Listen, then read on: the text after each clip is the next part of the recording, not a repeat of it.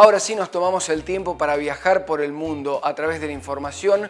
Lucía Mayo, que es la licenciada en Ciencias Políticas, en Política Internacional para ser más precisos, nos va a dar su panorama respecto de la situación actual con los pies en Santa Fe, mirando el mundo. Hola, muy buenas tardes a todas y todos, ¿cómo están? Es un gusto volvernos a encontrar en este espacio para hablar un poco de actualidad internacional. Y hoy quería comentar con ustedes un poco más sobre COVID. En el encuentro pasado empezamos a hablar de la situación que estaba atravesando nuestra región en relación a esta pandemia.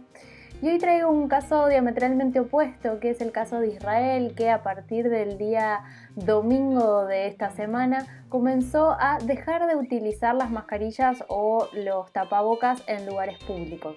De alguna manera, Israel es el primer país que vuelve a lo que nosotros conocemos como la normalidad y empieza a reducir las restricciones, si bien siguen fomentando la utilización de barbijo en los espacios cerrados. Ustedes podrán preguntarse a qué se debe esta situación. Bueno, Israel es uno de los países con los índices de vacunaciones más altos y que ha logrado controlar la pandemia de manera muy acertada a partir de un acatamiento de las restricciones y una vacunación. A lo cual también hay que agregar es que Israel es un país con una población de alrededor de 9,5 millones de habitantes, que tiene un sistema de salud muy preparado y entrenado y que fue uno de los primeros países en conseguir vacunas y en ofrecerse incluso como país voluntario para la prueba de vacunas.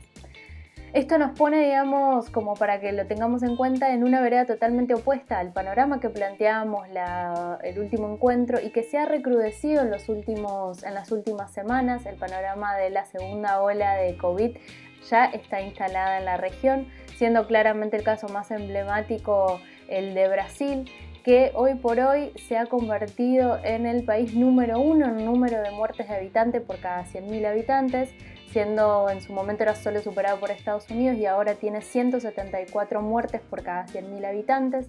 Es el segundo país con el número de muertes alrededor del mundo, en segundo lugar después de Estados Unidos, que tiene alrededor de 500.000, y el país brasilero tiene más de 360.000 muertes en lo que va de la pandemia. Además, Brasil ha sido noticia esta semana por liderar uno de los rankings que nadie quisiera liderar, que es el número de muertes de niños por COVID en esta pandemia. Brasil lleva alrededor de 900 niños muertos en lo que va desde el comienzo de la pandemia del año 2020 y parecería que esos números se están acrecentando con un sistema de salud colapsado. Esto muestra que la pandemia se presenta de diferentes maneras alrededor del mundo y que está siendo gestionada y manejada de diferentes maneras.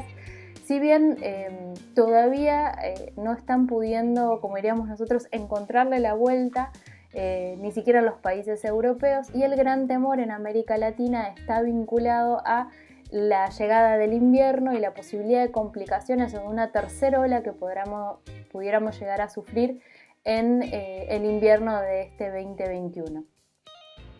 Por otro lado, esto también pone, digamos, el tema tan fundamental que es la vacunación. En estos momentos la vacunación está pensada, digamos, como uno de los mecanismos más importantes para tratar de combatir esta pandemia o tratar de volver a la normalidad. Y acá hay dos cuestiones que me parece importante que tengan en cuenta.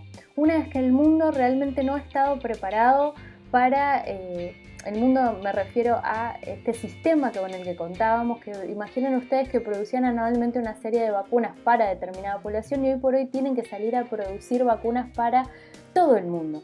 Esto muestra por un lado que el sistema de producción está colapsado, es decir, no hay vacunas, no hay disponibilidad de vacunas porque no se alcanzan a producir, lo cual es un tema a nivel mundial, es decir, la escasez de vacuna no es solamente en Argentina, se está dando en todos los países, además de las negociaciones con las farmacéuticas para poderlas conseguir.